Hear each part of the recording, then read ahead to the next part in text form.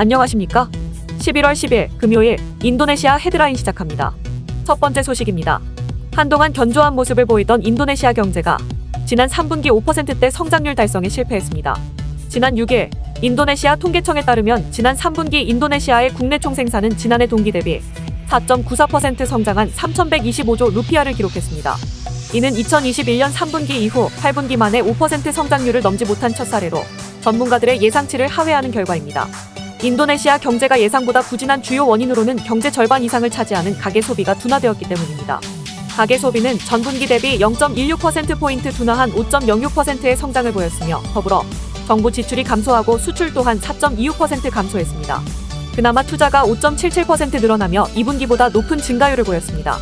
인도네시아 경제 부진은 내년 2월 대선을 앞두고 신규 투자가 보류되는 상황과 원자재 가격 하락 등으로 인해 4분기에도 이어질 것으로 예상되며 루피아화 약세에 따른 자본 유출 우려로 인도네시아 중앙은행이 기준금리를 6.0%로 올려 경기 활력이 꺾일 것이라는 우려도 제기되고 있습니다.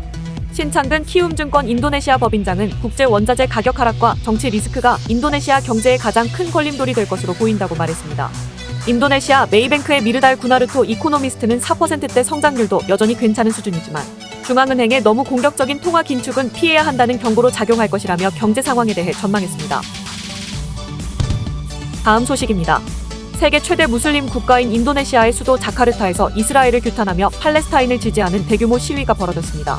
지난 6일 현지 언론에 따르면 독립기념광장에서 팔레스타인을 수호하는 인도네시아 국민동맹과 인도네시아 이슬람 최고 의결기관인 울레마 협의회가 주최한 대규모 시위에는 수십만 명의 시민이 참석했습니다. 참석자들은 팔레스타인 국기 색깔의 스카프를 두르고 이스라엘을 규탄하는 목소리를 높였습니다. 이 자리에는 레트노 마르수디 외교부 장관, 무하지르 에펜디 인적자원개발 문화조정장관, 야쿠트 콜릴 종교부 장관 등 인도네시아 정부 고위 관료들이 참석했으며 외교부 장관은 팔레스타인 시민들의 투쟁에 대한 인도네시아의 지지를 재확인한다며 팔레스타인의 독립투쟁에 대한 지지를 강조했습니다. 참고로 인도네시아는 이슬람 형제국인 팔레스타인의 독립을 지지하며 이를 가로막는 이스라엘과는 외교관계를 맺지 않고 있습니다. 이날 행사에는 이슬람 단체 외에도 가톨릭, 개신교, 힌두교, 불교, 유교 등 인도네시아 정부가 인정하는 6대 종교위원회의 대표들이 참석해 팔레스타인에 대한 연대를 의미하는 공동선언문을 발표했습니다. 이들은 두 나라의 분쟁을 종식하고 국제형사재판소가 가자지구의 상황에 대한 조사를 시작할 것을 촉구했습니다. 한편 인도네시아 정부는 팔레스타인 주민들을 위한 대규모 원조품을 제공했습니다. 항공기 세대의 식량과 의료장비, 담요 등 51.5톤의 구호품을 보냈으며 두 번째 구호품도 보낼 예정이라고 밝혔습니다. 또한 가자지구 인접 해역의 병원선을 보내기 위해 가자지구 인근 국가들과 협의 중이며 현재 가자지구에는 인도네시아 무슬림 단체들의 재정 지원으로 만들어진 종합병원이 운영 중입니다. 다음 소식입니다. 이스라엘군은 팔레스타인 무장정파인 하마스가 가자지구의 일부 병원들을 군사적 목적으로 사용한다고 주장하고 있는 반면 가자지구에 위치한 인도네시아 병원은 이러한 주장을 반박하였습니다.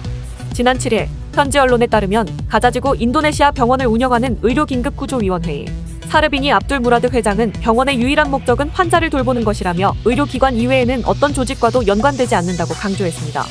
이어 이스라엘군의 주장을 받아들이기 어렵다며 이스라엘군의 주장은 인도네시아 병원에 대한 공격이 임박했다는 전조로 보인다고 우려했습니다.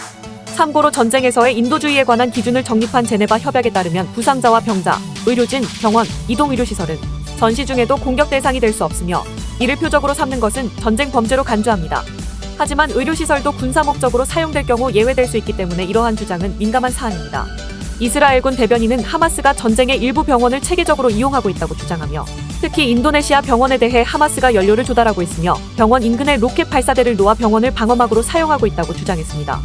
그러나 병원 측은 하마스용 땅굴이 없으며 병원 뒤편 별도 건물에 연료 탱크와 발전기가 보관된 것이라고 반박했습니다. 한편 가자지구의 인도네시아 병원은 2011년 팔레스타인 무슬림을 지원하는 인도네시아 이슬람 단체들의 재정 지원으로 건설되었으며 현재 200명이 넘는 환자가 치료를 받고 있습니다. 또한 인도네시아 정부는 가자 지군에 거주하는 인도네시아인들이 탈출할 수 있도록 작전을 수행 중이며 다만 인도네시아 병원에서 일하는 인도네시아인 3명은 병원에 남기로 했다고 인도네시아 외교부는 전했습니다. 다음 소식입니다. 인도네시아의 고급 니켈 광석이 6년 내 고갈될 가능성이 있다는 전망이 나왔습니다. 특히 인도네시아는 스테인리스 최대 생산국으로 해당 전망은 전 세계 스테인리스 소재의 부족을 초래할 수 있어 글로벌 스테인리스 시장에 큰 우려를 불러일으키고 있습니다. 인도네시아 니켈광산협회 사무총장은 인도네시아 정부가 스테인리스 다운스트림 산업의 전략을 지속시키고 부가가치를 높이기 위해서는 니켈 매장량의 탄력성에 대한 종합적인 통제가 필요하다고 말했습니다. 참고로 인도네시아 당국은 지난 2020년 1월 니켈 광석 수출을 금지시킨 이후 인도네시아의 니켈 재련소는 급증했으며 자원의 고갈은 재련소에게도 큰 문제이기 때문에 인도네시아는 이를 해결하기 위해 더등급 니켈 광석을 국내에서 가공하는 것도 고려하고 있습니다. 또한 아직 발견되지 않은 새로운 매장량을 산출할 수도 있지만 이 과정은 잠재적으로 새로운 환경과 자원 문제를 야기할 수 있어 국가정책에 의해 추진해야 할 것이란 주장도 나오고 있습니다. 한편 미국 지질조사국의 데이터에 따르면 지난해 인도네시아의 니켈 생산량은 160만 톤 안팎으로 2021년보다 54% 늘어난 수치이며 이는 전 세계 니켈 생산량의 50% 가까이 차지한 수치입니다. 특히 현재 인도네시아의 니켈 연간 생산 능력은 500만 톤에 달하고 있습니다.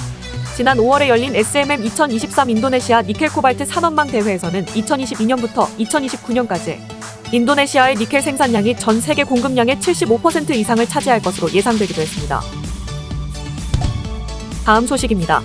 고금리 유지와 달러화 강세 중단 상황에서 아시아 신흥국 통화가 투자 대상으로 주목받을 것이라는 분석이 나왔습니다. 웰스파고 은행의 신흥국 시장 전략가 브랜던 맥케나는 최근 인도네시아 루피아, 필리핀 페소, 태국 바트에 투자 가치가 있을 것이라고 분석하며 미국 노동시장의 냉각 현상으로 연방준비제도가 금리 인상을 마친 상황이 신흥국 시장에 유리한 환경을 조성할 것이라고 전망했습니다. 또한 블룸버그는 리스크 리버설 3개월치에 관한 데이터를 기반으로 중국, 인도, 대만, 한국 등의 통화에 대한 트레이더의 약세도가 매우 적다며 이를 통해 아시아 중앙은행들이 이율 격차 확대를 방어하기 위해 긴축에 전념하고 있어 아시아 통화가 혜택을 받을 것이라고 분석했습니다. 이어 인도네시아는 지난달 루피아 시세 방어를 위해 정책 금리를 인상했으며 필리핀은 고물가를 억제하기 위해 다시 금리를 올릴 가능성을 시사했다는 점도 덧붙였습니다. 이에 대해 뱅크 오브 뉴욕 멜론 인베스트먼트 매니지먼트의 아난다 비트라는 아시아 시장에는 환율 유연성과 정책적 시장 버퍼가 충분히 존재하고 펀더멘털이 나쁘지 않은 상황이라며 현재 기조적 성장 역동성은 아시아 외환위기 때의 취약성과는 크게 다르다고 말했습니다. 다음 소식입니다. 서울 아산병원이 인도네시아 실로암 병원과 의료기술과 노하우를 공유하기 위한 업무 협약을 체결하였으며 한국의 고급 의료기술 전수와 해외 환자 유치를 위한 기회의 장이 마련될 수 있을 것으로 기대되고 있습니다. 지난 4일 서울 아산병원은 의료진 교류와 해외 환자 의료 등을 위한 업무 협약을 실로암 병원과 체결하였습니다. 참고로 실로암 병원은 인도네시아 최대 상장기업 리포그룹의 계열사로 자카르타를 비롯한 전 지역의 41개의 병원과 90개 이상의 클리닉 센터를 운영 중인 병원입니다. 이번 MOU의 목적은 양국의 보건의료 분야의 성과를 공유하고 향후 협력 방안을 논의하기 위함이며 협약식에는 성숙경 서울아산병원 국제사업팀장과 캐롤라인 미아디 실로암 병원장 등이 참석하였습니다. 이번 협약에 따라 서울아산병원은 실로암 병원 의료진에게 의료기술과 노하우를 공유하며 의사, 간호사, 방사선사 등 의료진의 역량을 강화하고 협력체계를 구축할 방침입니다. 또한 현지 환자에 대한 자문 및 의료와 공동연구 및 학술활동 지원 등에서 상호 협력체계를 구축하기로 하였습니다. 미아디 실로암 병원장은 세계적으로 저명한 서울아산병원과 함께할 수 있어 의미가 크다며 MOU를 통한 협업 사업을 시작으로 다른 분야에서도 상호 협력체계를 구축해 나가길 기대한다고 밝혔습니다. 다음 소식입니다. 지난 7일 주인도네시아 대한민국 대사관에 따르면 한국과 인도네시아 수교 50주년을 기념하여 실시한 인도네시아인의 한국 인식조사 결과 해외에서 공부하거나 거주, 근무해보고 싶은 인도네시아인 중 30%가 가장 선호하는 나라로 한국을 선택하였습니다. 이어서 사우디아라비아, 일본, 미국, 말레이시아가 뒤따랐습니다. 한국을 선택한 인도네시아인들은 임금 수준이 높아서 일자리를 찾기 위해 교육 수준이 좋아서 아이돌을 만나기 위해 등의 이유를 제시하였습니다. 이 외에도 인도네시아인 92.4%가 한국을 알고 있는 것으로 나타났으며 처음 한국을 알게 된 경로로는 드라마와 K-팝 등 한국 문화가 59.1%, 한국인, 한국 제품, 스포츠 순서로 나타났습니다. 한편 호감도 조사에서는 58.3%가 한국에 호감이 있다고 응답하였으며 젊은 연령대, 고학력자, 도시 거주자일수록 호감이 있다는 응답률이 높았습니다. 한국을 좋아하는 이유로는 한국 드라마가 좋아서, 그냥 좋다, 선진국이어서, 한국인이 아름다워서 등이 있었습니다. 반면 한국을 비호감으로 생각하는 사람은 22.2%였으며 그 이유로는 그냥 싫다, 한국에 대해 잘 몰라서 등이 있었습니다. 특히 한국을 인도네시아의 국가발전 모델로 삼기에 적합한가라는 질문에는 62.2%가 그렇다고 응답하여 호감도나 신뢰도보다 높은 결과를 보였습니다. 이에 대해 대사관 측은 최근 조코위 대통령을 비롯해 인도네시아 주요 인사들이 한국을 경제발전 모델로 누차 언급한 것에 영향을 받은 것으로 추정된다고 설명하였습니다. 이상덕 주인도네시아 한국대사는 이번 조사 결과를 참고해 인도네시아 내 한국에 대한 호감도를 더 높이기 위해 노력하겠다며 특히 한국에 대한 호감도가 상대적으로 낮은 남성, 지방 거주자 등을 대상으로 맞춤형 공공외교 활동을 적극 발굴해 추진할 예정이라고 말하였습니다. 시청해주셔서 감사합니다. 다음 시간에 뵙겠습니다.